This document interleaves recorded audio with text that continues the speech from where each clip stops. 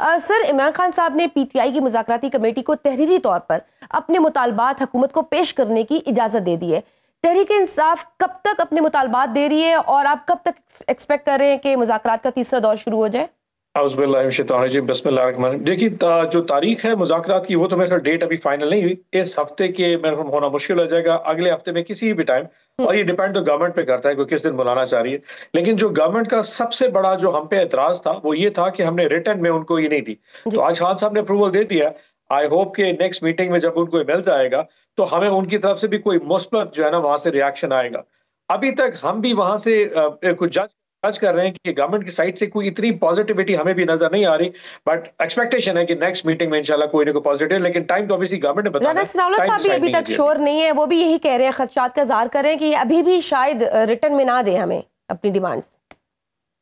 नहीं, इससे कोई इशू नहीं। आज तो बात हुई है खान साहब से। देखें, इशू उनका ये था कि वो इसके ऊपर ना कोई प्ले ना करें पॉलिटिकली, कि देखें जी ये अब रिटर्न में दे दिया है, ये एनआरओ मांग रहे हैं। अब वो बात जो है ना वो एक ड्रामेबाजी ना।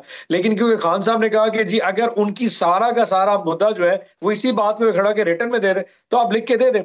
अगर उस मुज़ाकरात में, उस नेगोशिएशन में अगर आप ये रिटर्न में हम दे देते हैं और वो हमें रिस्पॉन्ड कर देते हैं तो फेयर इनफ। अगर वो रिस्पॉन्ड नहीं करते और उसके ऊपर फिर मजाक बनाया जाता है, रात को एक नैरेटिव बनाया जाएगा, रात को मिनिस्टर्स की प्रेस कॉन्फ्रेंस होंगी, तकरीर होनी शुरू हो जाएंगी और उसमें मजाक उड़ाया जाए, तो आई think that will be the last thing. वो उस मजाक क्लियर हो जाएगी जब रिटर्न में आ जाएगी वो चीज, तो वो सबके लिए क्लियर हो जाएगी। उसके ऊपर प्ले ना करें। बिल्कुल सही, वो जब रिटर्न में आ जाएगी तो वो सबके लिए क्लियर हो जाएगी कि आपकी तरफ से ये डिमांड्स है, और उसमें इमरान खान साहब की रिहाई का भी मुतालबा होगा डेफिनेटली।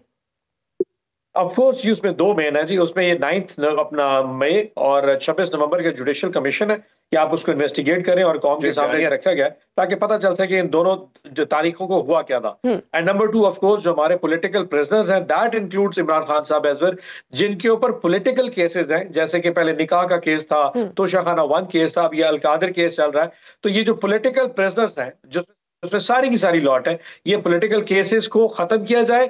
अगर खत्म नहीं कर सकते तो हमें लीगल जो डिस्कोर्स है उसको कम से कम उसमें चलने की इजाजत तो दी जाए। लेकिन हुकूमत तो कहती है ना सर कि हम एग्जीक्यूटिव ऑर्डर्स के तहत तो उनको हमने नहीं जेलों में रखा हुआ ना, ये तो सारे मामला अदालतों में, तो अदालतों से ही रिहाई मिलेगी। मैं आपको समझा देता हूं। हमारा पॉइंट ये सिंपल है कि आपने इमरान खान साहब के इस मिसाल के ऊपर 200 केसेस बना दिए। अब उन 200 केसेस को लीगल तरीके से हमें बैटल को फाइट करने दें। हम 200 केसेस में खान साहब की अगर जमानत ले लेते हैं तो फिर तो खान साहब आजाद आप आने दें। आप फिर 200 के बजाय 201 केस नहीं बनाएंगे। फिर जैसे तोशाखाना 1 बनाया गया, तोशाखाना 1 वो एनल हो गया, खत्म हो गया। अब तोशाखाना 2 आ गया। अब तोशाखाना 2 जब खत्म हो जाएगा तो फिर तोशाखाना 3 नहीं आना चाहिए। हमारा पॉइंट ये जो पॉलिटिकल केसेस आप बना रहे एक जगह रोक दे, हमें इनको बैटल को फाइट कर। अब हमें पता है कि अल कादर ट्रस्ट में इन्होंने क्या डिसीजन देना है। जो लिखा हुआ फैसला आएगा वो ये पढ़ के सुना देंगे। अगर उस फैसले के अगेंस्ट हम इस्लामाबाद हाई कोर्ट में जाके अपील करते हैं और अपील में खान साहब को जमानत मिल जाती है तो फिर तो हमारा राइट है कि खान साहब बाहर आ जाए। आप फिर उसके बाद नया केस बना देंगे। सो हमारा पॉइंट है कि जो हमारे पॉलिटिकल प्रिजनर्स के ऊपर केसेस हैं, अब मिसाल के ऊपर जो कोर्ट मतलब आप कह रहे हैं कि डिसाइडेड फैसला है जो कि जज साहब ने पढ़ के सुना देना है। जी, वो तो ऑब्वियसली मेरा पॉइंट ये, अब मिसाल में हमारे कोर्ट लगभग डॉक्टर यास्मीन है, शाहमूद कुरैशी साहब है, इजाज चौधरी है और बाकी, अब उनके ऊपर कोई केस नहीं है, 9 मई के केसेस है। अगर उसमें उनको जमानत हो जाती है तो लेट देम गो। मतलब कत्ल के जो फांसी के जो मुकदमे हैं उसमें कातिल को जब अगर जमानत मिल सकती है तो ये कौन से बेचारे इतने बड़े जो आपके पास बंदे रखे हो जिनको आप इतनी लंबी सजाएं दी जा रहे। सो हमारा पॉइंट है कि आप पॉलिटिकल विक्टिमाइजेशन बंद करें और एक लाइन ड्रॉ कर दें, भाई ये कैसे थे जो अपनी फाइट बैटल हम कर लेंगे। हम आपसे कोई एनआरओ कोई माफी नहीं चाहते, बस उसको टूल ना बढ़ाएं सिर्फ just for the sake of it कि हमें ये पसंद नहीं है और इनको जेल में रहना चाहिए। इस ड्रामे को बंद करना चाहिए। आपकी तरफ से 31 जनवरी की डेडलाइन भी दी गई है, तो आपको लगता है इन 20-22 दिन में कोई हुकूमत आपके सारे मुतालबात तस्लीम कर लेगी, सियासी कैदी भी रिहा हो जाएंगे, 9 मई और 26 नवंबर पर जुडिशियल कमीशन भी बन जाएगा? मैं गर्ज करूं, वैसे अगर किसी ने फैसला करना हो और आज ये बताना हो कि वो सीरियस है तो बहुत सारे काम हो सकते हैं। ठीक है, अगर आप मिसाल के तौर पे आज आप पॉलिटिकल प्रिजनर जो हैं वो आजाद करने शुरू कर दें, आप फर्दर केसेस ना बनाए, बहुत सारी गवर्नमेंट कर सकती है। सो 31 जनवरी की डेडलाइन ऐसी नहीं है कि एक लाइन ड्रॉ कर दी और इधर उधर कुछ नहीं हो सकता। आप बैठ के बात करें, आप कोई ऑफर करें, लेकिन हमें काम दिखाया गया जाता है जी मिलिट्री में वो 67 लोगों को 4 से 10 साल सजा हो गई, खान साहब को अलकादर में सजा दे देंगे, हमारे जो और लोग हैं उनके खिलाफ FIR। अब आपको पता है इस वक्त फैसलाबाद, सरगोदा, ATC पिंडी, पूरे पाकिस्तान के तूल अर्ज में जो हमारी जितनी लीडरशिप है उनके डे टू डे केसेस चल रहे हैं। आज सुनते हैं, कल सुबह एक और पेशी, परसों एक और पेशी। अब ये तो ऐसा लगता है कि जज साहब की रख दिया कि भाई इनको तो सजा दे के रहो। ये वो कॉन्फिडेंस बिल्डिंग महीज है जो कि गवर्नमेंट नहीं ले पा रही और हमें समझ कर रही है कि लेकिन यहाँ तो बाज़ाहिर लग नहीं रहा कि इतना जल्दी मुमकिन हो सकता है, क्योंकि यहाँ तो मुज़ाकराती कमेटी से भी मिलने नहीं दिया जा रहा खान साहब को, जबकि मुज़ाकराती कमेटी ने कहा कि हुकूमत की तरफ से कि ठीक है हम अलाउ करेंगे, लेकिन वो भी मुलाकात नहीं हो पा रही और हुकूमत कह रही है कि हम प्री कंडीशन नहीं मिलवा सकते, जो जेल मैनुअल है SOP है उसके तहत आप मुलाकात कर लें।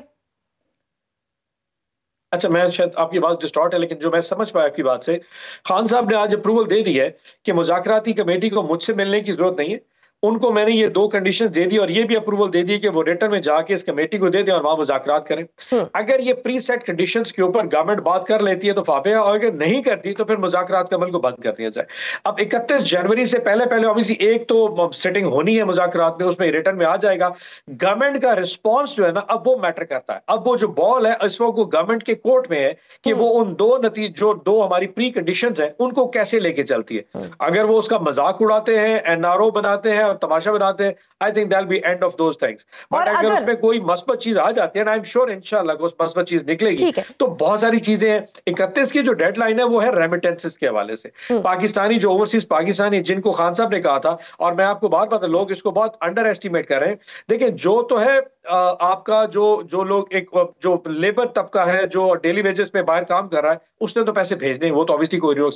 जो इन्वेस्टमेंट के लिए ओवरसीज पाकिस्तानी या पाकिस्तान पैसे भेज रहे हैं, वो खान साहब के साथ बहुत ज्यादा अटैच है। और अगर खान साहब ने कह दिया कि आप पैसे नहीं, वो तो कह रही है कि कहा है सिविल डिसोबीडियंस की तहरीक तो अभी जारी है, कॉल ऐसा नहीं है। उसमें खान साहब ने अभी थोड़ा उसमें दिया हुआ कि जब तक मुज़ाकरात का अमल है, आप इसमें देख लो 3 हफ्ते का टाइम दिया था, वो उसमें थोड़ा भी टाइम बाकी है। अभी ऐसा इसको इतना ज्यादा अमल दमल नहीं हो रहा इस टाइम।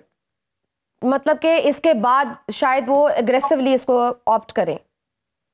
जी एग्रेसिवली ऑप्ट करेंगे। और भी बहुत सारी टेबल पे ऑप्शंस मौजूद है जिसको देखा जाएगा। आप ये देखें, पिछले 1.5 महीने से हमने कोई प्रोटेस्ट ही कोई नहीं किया, हमने कोई एहतजाज नहीं किया, कोई सड़कों पे कुछ नहीं हो रहा, सिर्फ इसलिए ताकि मुज़ाकरात काम हो और गवर्नमेंट के हाथ में ये ना आए कि देखिए जी आप तो अपना जो प्रोटेस्ट वाला काम शुरू कर रहे हैं, आपने तो सड़कों के ऊपर वही फिर दहशतगर्दी जो हमें कहते होते हैं फिर दोबारा शुरू कर दिए। तो हम गवर्नमेंट को कोई मौका नहीं देना चाह रहे कि वो इस चीज को, इस पूरे सेटअप को, जो एक नेगोशिएशन का जो माहौल बना हुआ है, इसको वो हमारे ऊपर डाल के देखिए जी इनकी वजह से हम खराब हो रहे हैं। We just wanted a very किस्म का माहौल। अगर फेवरेबल रिजल्ट्स नहीं निकलते तो फिर तरीके इंसाफ के पास क्या ऑप्शंस हैं? ऑप्शन तो बहुत सारी है। सिंपल ऑप्शन तो पहली तो सिंपल है कि will be back on the streets. एक जो हमारा एहतजाज 26 नवंबर के बाद भी आपको लगता है कि कोई बड़ी तहरीक चल सकती है? एहतजाज के दोबारा सड़कों पर जाएंगे, दोबारा सड़कों पे आ जाएंगे, why not. Remittance is one thing, civil disobedience में और बहुत सारी चीजें जो हो सकती हैं। बहुत सारे कार्ड्स हमारे पास भी पड़े। देखिए, इस गवर्नमेंट के पास जो सबसे बड़ी लैकिंग है वो लेजिटिमेसी है। लेकिन सर माजी में ये चीजें, आप जैसे स्ट्रीट पावर भी आपने दिखाई, उस तरह के एहतजाज और उस तरह का आप खातिर ख्वाह रिजल्ट्स नहीं ले सके जो आप चाहते थे, जो अचीव करना चाहते थे। आप लोगों ने वो करके देख लिया, तरीके भी चला ली, एहतजाज भी करके देख लिया, और अगर बिल्कुल माजी में जाए तो आपने सिविल ओबीडियंस भी एक कॉल दी थी, वो भी पिट गई थी। तो आपको लगता है कि ये सारी चीजें फिर आप अपने मकासद ये सब करके हासिल कर सकते हैं? जी मैडम, एक अर्ज करूं आपको। वैसे तो देखिए, एक एहतजाज होता है जिसमें कौम या कोई पॉलिटिकल जमात एहतजाज के लिए आती है। हमारे दौर में भी इस तरह के एहतजाज जो बिलावल भुट्टो जरदारी साहब सिंध से 2-4-5 हज़ार बंदे लेके आए थे, बमाए पूरी सिंध पुलिस की पूरी एक कारवां के साथ आराम से आए। 10 दिन का टूर था, रोजाना शाम को बारबेक्यू करते थे। एक दिन सखर में किया, एक दिन हैदराबाद किया, फिर सखर किया, फिर एमियर खां, फिर मुल्तान, फिर Lahore, Gujranwala Gujrat, GT road, Islamabad, D Chowk आए, तकरीर करी, अगले दिन दुबई चले गए। एक तो ये प्रोटेस्ट होता है। साथ मौलाना फजल रहमान साहब भी आए थे श्रीनगर, वहां पे प्रोटेस्ट करके चले जाए। मौलाना फजल रहमान सुप्रीम कोर्ट के बाहर भी प्रोटेस्ट कर, हमने तो कभी किसी को नहीं रोका। उस वक्त तो कोई फिजिकल रेजिस्टेंस नहीं है। तो मेरे ख्याल में हमारा ये मजाक उड़ाना कि जी आपका मसल कमजोर है या आपकी स्ट्रेंथ नहीं है political to create a protest movement in Pakistan, I think ये हमारे साथ थोड़ा सा मजाक होगा।